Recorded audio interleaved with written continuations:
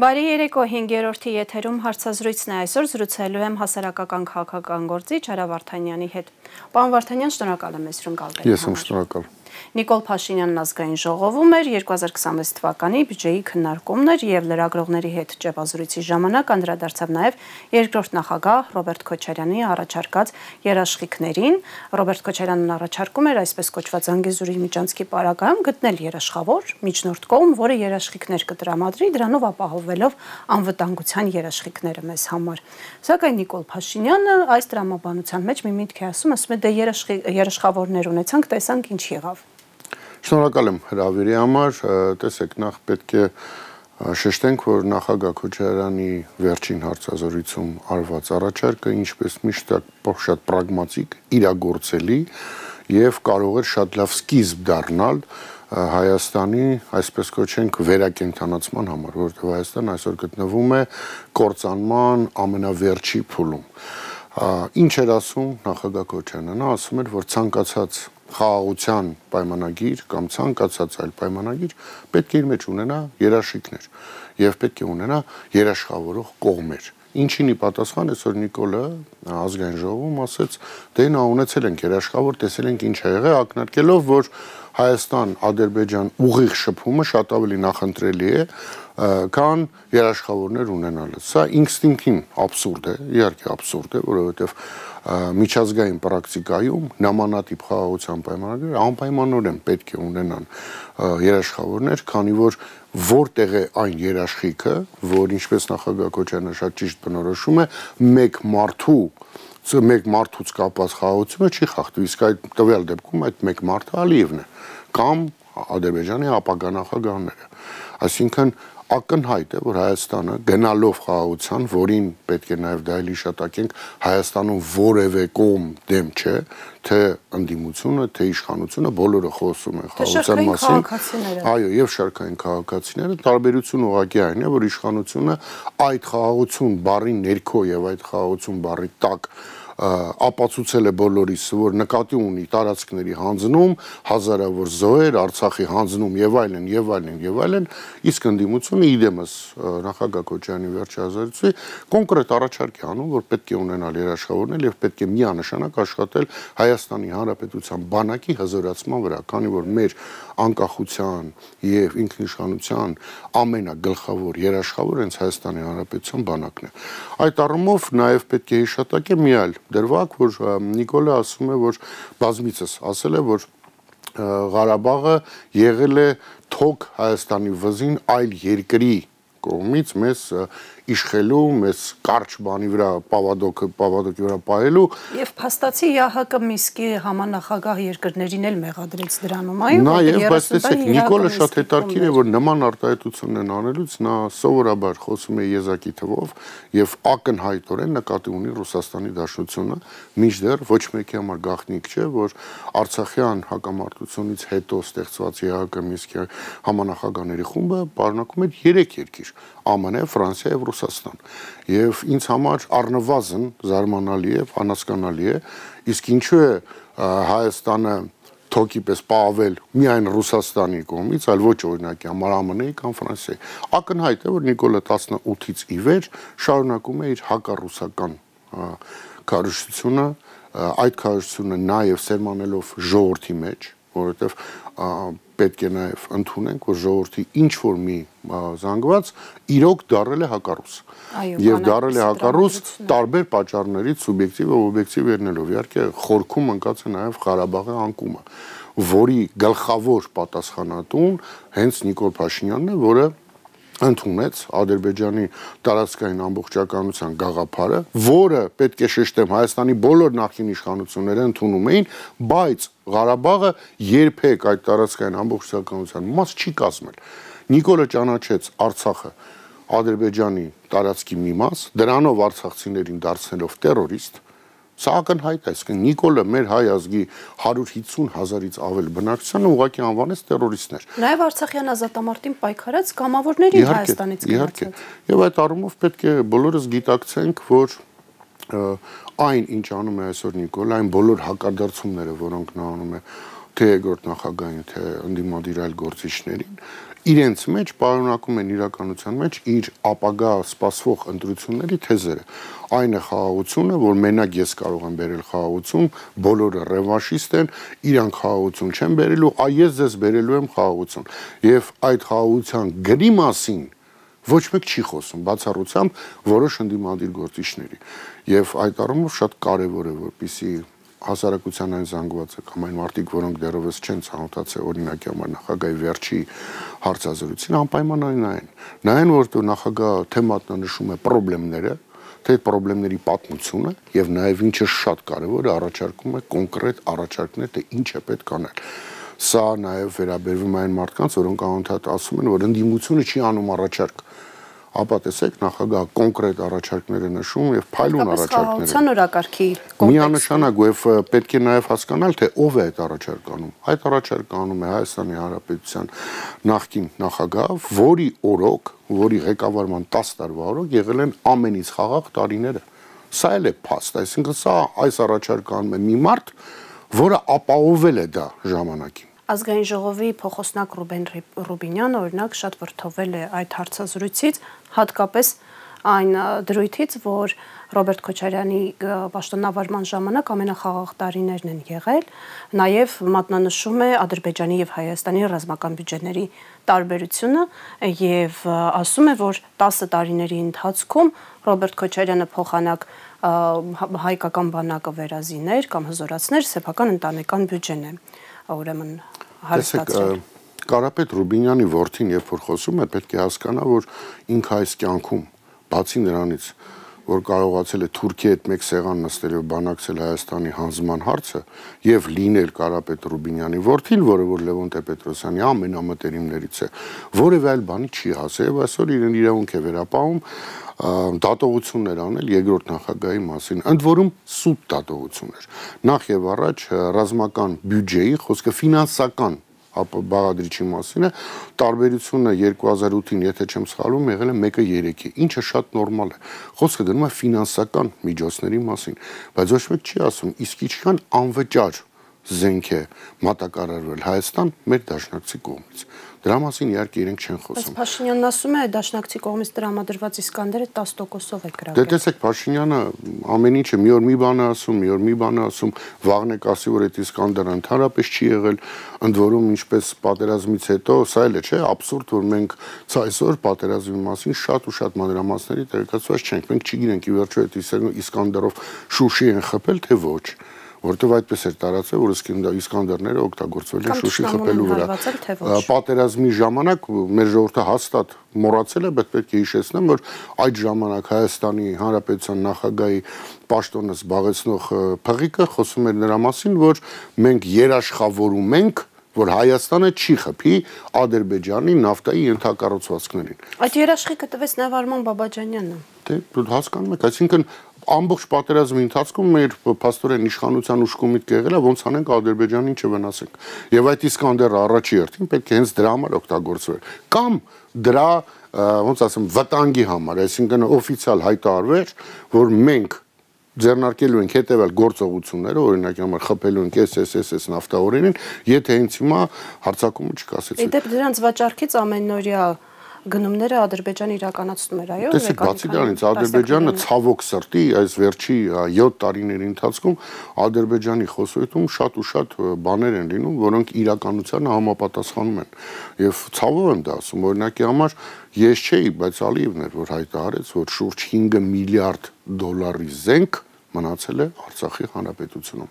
եւ դարել է Թուրքի փայ, այսպես կոչված։ Հայաստանի ներկայիս իշխանությունները համաձայն չեն Ալիևի այդ հայտարարության հետ։ Նրանք ասում են, մեզ ժառանգություն, մետաղական ջարդուն են թողել։ Տեսեք, այդ եթե մետաղական ջարդուն լինել, սա էլ պետք է նորից խնդրենք մեր հանդիսատեսին, որպեսզի շատ պարզ վարժություն կատարեն։ Լավ, նախագահ Քոչարյանը ոչ մի զենք չի առել, ընդհանրապես ոչ մի բան չի առել։ Բյուջեի տարբերությունն է 1.50-ն է եղել։ Ուզում եմ հասկանամ, լավ, Ադրբեջանի նախագահ կատարյալ ապուշ է եղել, որ չի արձակվել։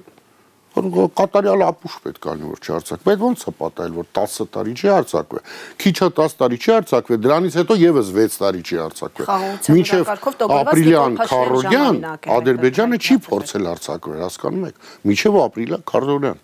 Ընդ որում ապրիլյան քարորիայից հետո դիվանագիտական առումով Ադրբեջանը հայտնվել է շատ խայտառակ վատ վիճակում իր այդ հարձակման հետևանքով։ Այսինքն դրա համար երբ որ փորձում են մանիպուլյացիաներ տարբեր փաստեր, մեր ժողովուրդը ուղղակի պետք է բանականությունը միացնի եւ հասկանա, լավ, եթե Հայաստանը թույլ էր, Ադրբեջանը շուտվանից կհարձակվեր։ Մարդիկ ասում են 30 տարի Արցախը հանձնված էր։ Պարոն Վարդանյան, մարդկանց այդ խումբն էլ վստահեցնում է, որ նախկիններն են հրահրել պատերազմը։ Նիկոլ Փաշինյանը անփորձ էր, պատերազմը հրահրել են,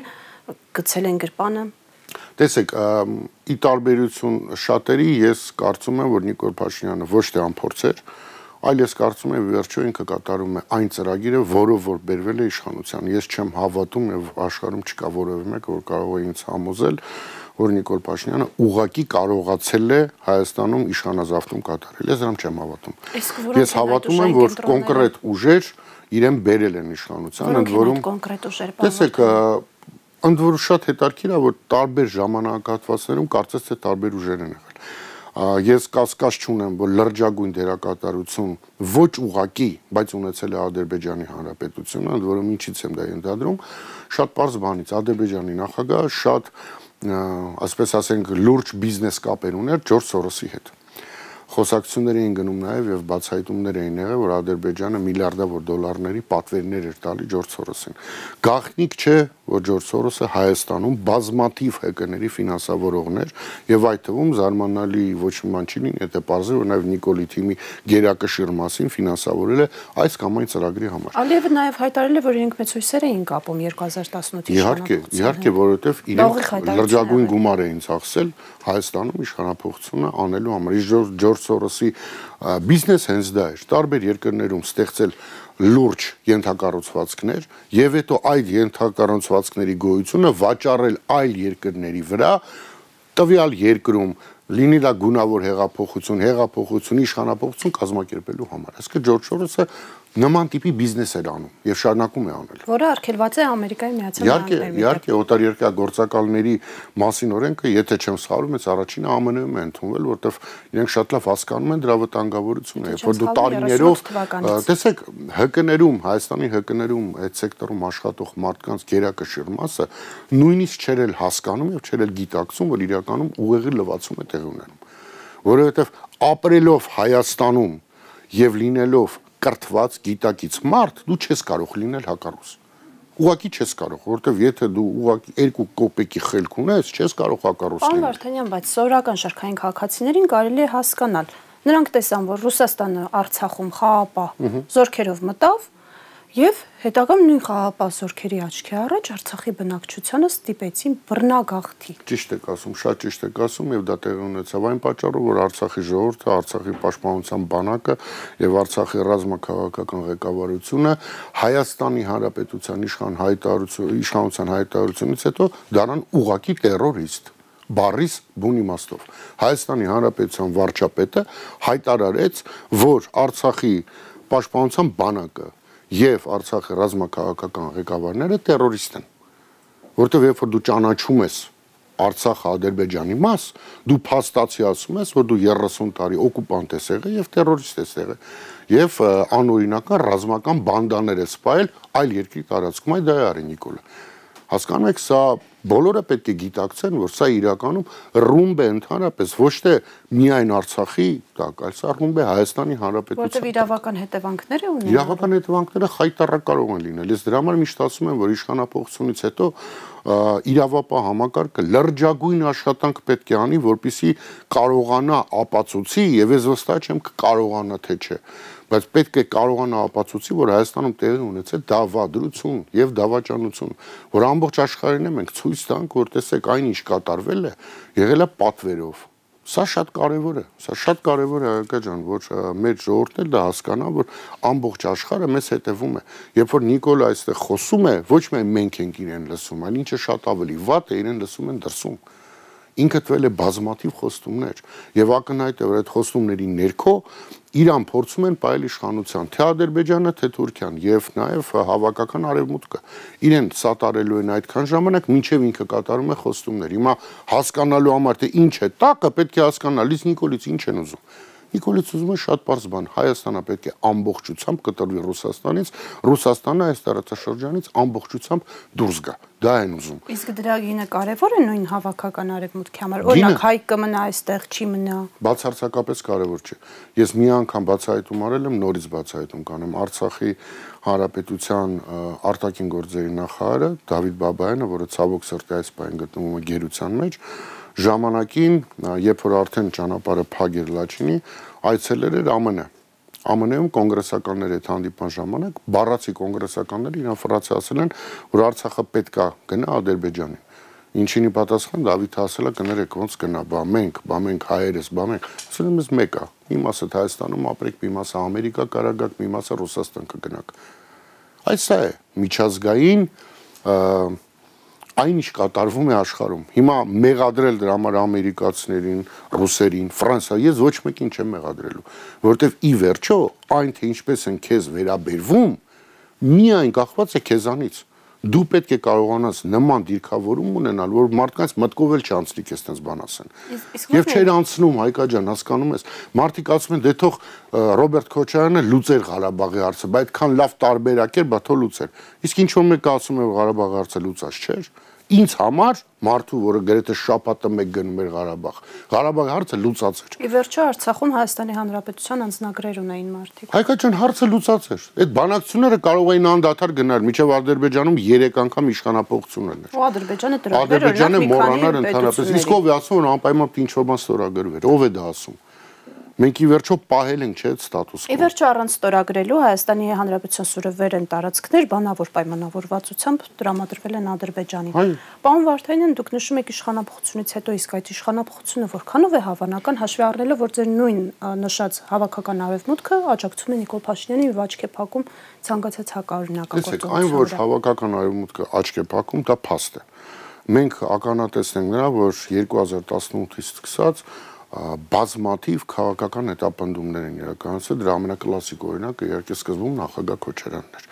որը 1.5 տարի անցկացրեց բանտարկության մեջ ոչ մի բանի համար։ Եվ որևէ մեկը այսօր Իրանից ներողություն չի խնդրել նրա համար, որ այս մարդուն անօրինական կերպով ուղղակի պայել են կալանքի տակ։ Բայց եթե գալիս ենք այս օրերին, ապա վերհիշենք, այսօր կալանքի տակ է մեծանուն բարերար, մեր հայ ազգի ամենակարկառուն ներկայացուցիչներից մեկը ամբողջ աշխարհում Սամվել Կարապետյանը։ Մարտով այս անցած տարիների ընթացքում տասնամյակների միայն լավություն արեց երկրում եւ Արցախում։ Միայն խոսքով աջակցություն է հայտնել հայ-ադրբեջանական եկեղեցին։ Աջակցել է եկեղեցուն, բայց նաեւ պետքա մարդուն էլ վերհիշենք, թե ում մասին է խոսքը գնում է մարդու մասին, որը 100 միլիոնավոր դոլարների թե ներդրումն է, թե բարեգործություն է արել Հայաստանում եւ Արցախում։ Արցախում ուղղակի անթիվ անհամար են ծրագրերը, որոնք նա ֆինանսավորել է։ Եվ ինքս պատիվ եմ ունեցել այդ մարդու հետ բազում անգամներ հանդիպելու, խոսալու, պետք է ասեմ, որ չի եղել այդ մարդու բերանում չէ բառը։ Սա շատ կարևոր է, այսինքն երբ որ ես հանդիպում եմ, ասում եմ Արցախում այսպես խնդիր կա, ինքը չէր հարցնում, բա ոնց անենք, ինչ անենք, ինքը ասում էր թիվ ասա, ես անպայման կօգնեմ։ Օրինակ էլ բերեմ, երբ որ ես համահայկական հիմնադրամի տնօրենն էի, գաղափար էր հղիացել Ռուսաստանի Դաշնությունում բարեգործական ճաշկերույթներ իրականացնել եւ դրամահավաք կազմակերպել Արցախում տարբեր ծրագրերի իրագործման համար։ Առաջին մարդը, որ հանդիպեց հետս այդ ճաշկերույթների համար, դա Սամվել Կարապետյանն էր, որ ասեց հետեւյալը.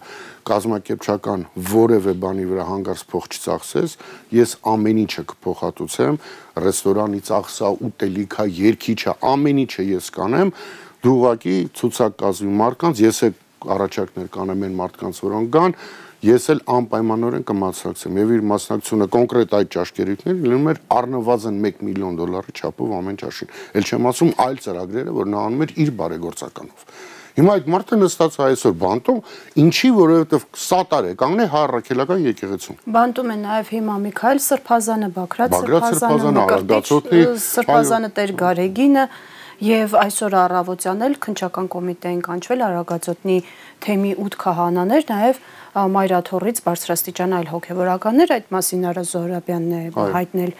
լրատվամիջոցներին եւ փաստորեն եկեղեցու դեմ ճնշումները շարունակվում են։ Լավ, եկեղեցուն ինչու թիրախավորել։ Տեսեք, եկեղեցին թիրախավորվել է մի քանի բանի պատճառով, բայց առաջինը կարևորագույնը ես կասկած չունեմ, որ սա կրկին արտաքին ուժերի պատվեր է։ պատվերը դրսից։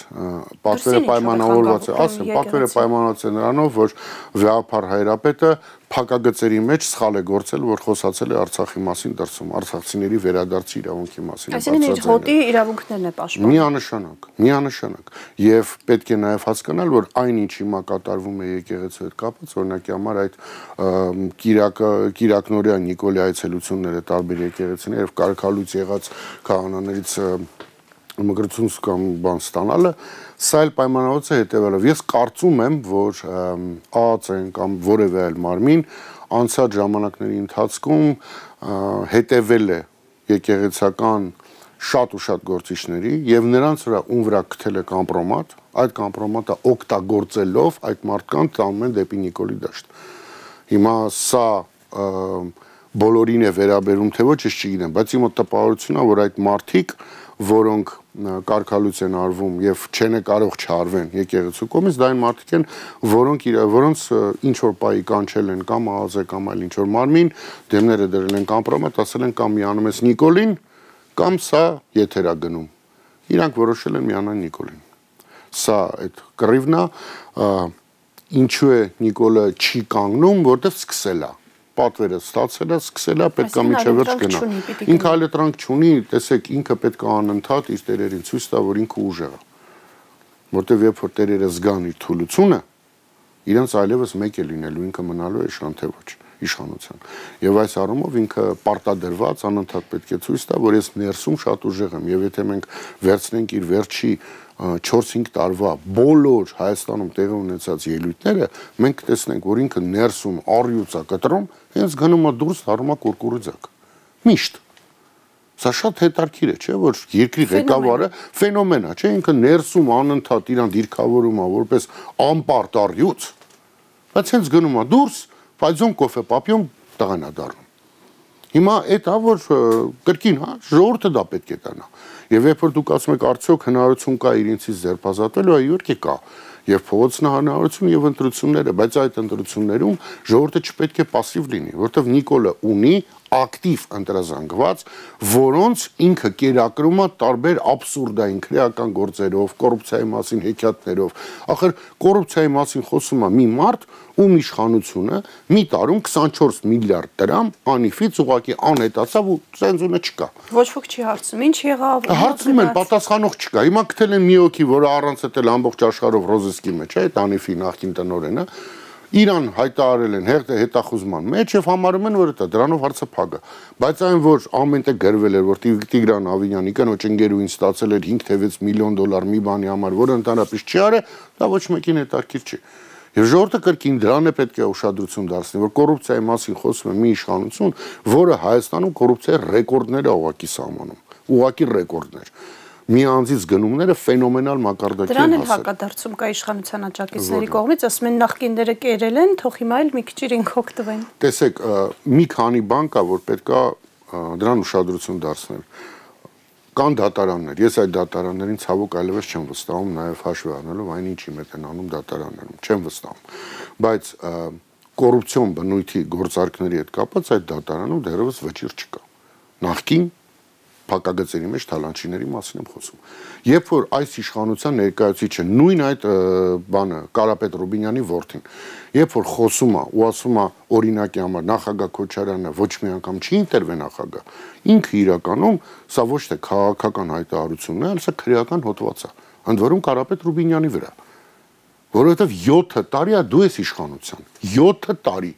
7 տարվա մեջ արդյոք Հայաստանի Հանրապետության իրավապահ համակարգում վիճարկվել է Հայաստանի Հանրապետության որևէ ընտրություն։ Ոչ։ Բայց դա չի վիճարկվել, եւ ես կասկած չունեմ, որ փորձեր եղել են, բայց ուրեմն ճիշտ են եղել այդ ընտրությունները։ Ուրեմն դու առնվազն սուտ ես ասում, եւ դրա համար պետք է պատասխան տաս։ Այդ դա է, որ ժողովուրդը պետք է պատասխան պահանջի ամեն ինչի համար։ Հասկանում եք, հիմնադրամից 100 միլիոն դոլար օրը ցերեկով տարան, հետո Նիկոլ հայտարարեց, որ նա ստուգել ենք, ամեն ինչը ճիշտ էր, բայց Նիկոլը չի ասում, որ ստուգողը եւ ծախսողը նույն մարդն է եղել, որտեւ երբ որ հիմնադրամից այդ գումարը գնում էր կառավարությանը, այսինքն ֆինանսների նախարարության, ֆինանսների նախարարը այդ ժամանակ Ջանջուղազյանն էր։ Հետո Ջանջուղազյանը ազատվում է ֆինանսների նախարարի պաշտոնից եւ գնում է դառնում է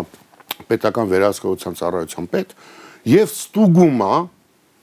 ֆինանսների նախարարության կողմից այդ 100 միլիոնից ծախսում։ Այսինքն նույն մարդը, որը ստացել էր այդ գումարը, հետո ստուգումա թե ոնց է գումարը ծախսել։ Եվ արյունիտես ի զարմանալից հայտարարում է, որ ամեն ինչ ճիշտ էր։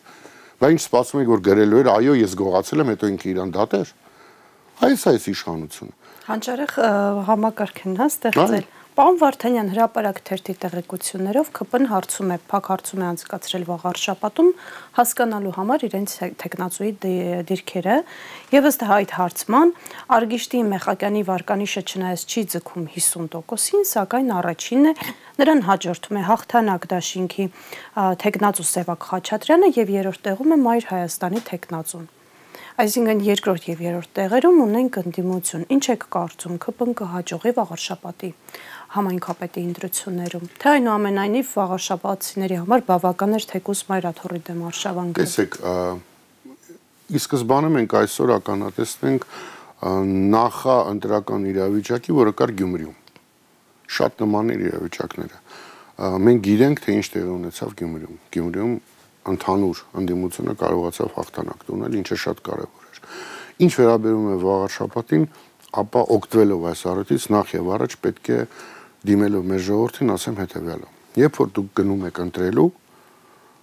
այս Հայաստանում, ոչ թե 10 տարվա առաջվա Հայաստանում, բայց այս Հայաստանում, երբ որ դուք գնում եք ընտրելու, դուք չեք ընտրում միայն խմելու ջուր կամ ոռոգում կամ ասֆալտ ունենալու հարցի շուրջ կամ դեմ կամ կողմ։ Դուք ընտրում եք Հայաստանում ապրել թե ոչ։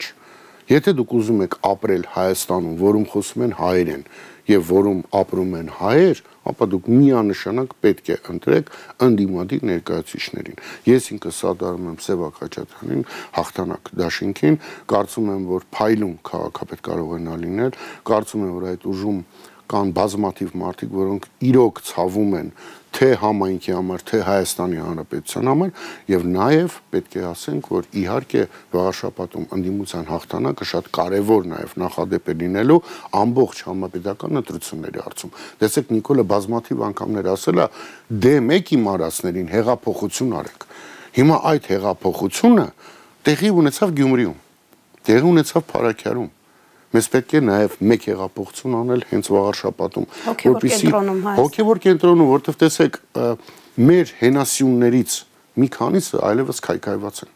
Ամենակարևոր հենասյունը դա իհարկե Արցախի Հանրապետությունն էր, որը Հայաստանի Հանրապետության անկախության երաշխավորն էր։ Հակառակը երբեք չի եղել, Արցախն է եղել մեր երաշխավորը, որտեղ հիմա Արցախը չկա, Հայաստանի գրեթե ամբողջ բնակչությունը, որ ապրում է սահմանամերձ շրջաններում, հիմա են հասկանում, թե ինչ ահավոր է Ադրբեջանի պես կողքը թշնամի ունենալ, էլի։ Առաջ իրանք այդ չէին տենում։ Առաջ Ջերմուքսին չգիտեր, թե ինչը նշանակում է, որ ադրբեջանցին կողքը տա։ Հիմա շատ լավ հասկանում են, Մեղրիում ապրողներն են հասկանում, բոլորն են հասկանում։ Հիմա տեսեք, այդ ամբողջը հաշվի առնելով մեր ժողովուրդը պետք է ճիշտ ընտրություն կատարի։ Չգնա նրան, որ այս բանը ասում է, ես 5 դպրոց ավել կկառուցեմ, եկեք սրան ընտրեմ, որովհետև խոսքը դրա մասին չէ։ Խոսքը հայ մնալու մասին է։ Խոսքը մեր առաքելական եկեղեցին պաշտպանելու մասին է, եւ ոչ թե անձերին։ Տեսեք, Նիկոլը անդադ ասում է, որ իմ կռիվը անձերի հետ է, այլ ոչ թե առաքելական եկեղեցու դեմ, ընդ որում սկզբում ինքը թիրախավորում էր միմիայն Վեհապար Հայրապետին, հետո մենք տեսանք, որ այդ թիրախավորումը միանգամից տարածվեց տասնյակ այլ մարդկանց վրա, հա։ Թեմերի վրա արագացույց։ Հասկանալի այդ է, որ ինքը թիրախավորում է հենց հայ առաքելական եկեղեցին, որի եթե Աստված մի արասի իրան ստացի իր մոտ հաջողվի քայքայումը, Հայաստանում ստեղծելու է Նիկոլի Աղան աղանդ, այսինքն հայ առաքելական եկեղեցին վերափոխվելու է Նիկոլի Աղանդի, ինչի ականատեսն ենք լինում ամեն Կիրակի։ Հիմա արդյոք մեր ժողովուրդը դա է ուզում։ Ես կասկած չունեմ, որ չի ուզում։ Եվ ես կասկած չունեմ, որ վաղարշաբաթում եւս ժողովրդի ճիշտ որոշումը կընդունի եւ կքվեարկի ընդդիմադիրների օգտին, որպիսի կարողանանք եւս մեկ անգամ Նիկոլին ասել, որ ժողովուրդը դեմ է քո բոլոր ասածներին, ժողովուրդը դեմ է նրան, որ Արցախը Ադրբեջանի մաս է, ժողովուրդը դեմ է նրան, որ դու ասում ես, որ մենք էլի պետք է տարածքներ կանք եւ ընդհանրապես ժողովուրդը դեմ է քո պես ղեկավար ունենալու։ Պարոն Վարդանյան, շնորհակալ եմ հետաքրքիր զրույցի համար։ Հիշեցնեմ այսօրվա իմ հյուրներ հասարակական եւ քաղաքական գործիչ Արա Վարդանյանը, դուք դիտում եք հարցազրույցը։ Մեր հաջորդ թողարկումը վաղն է, հաջողություն։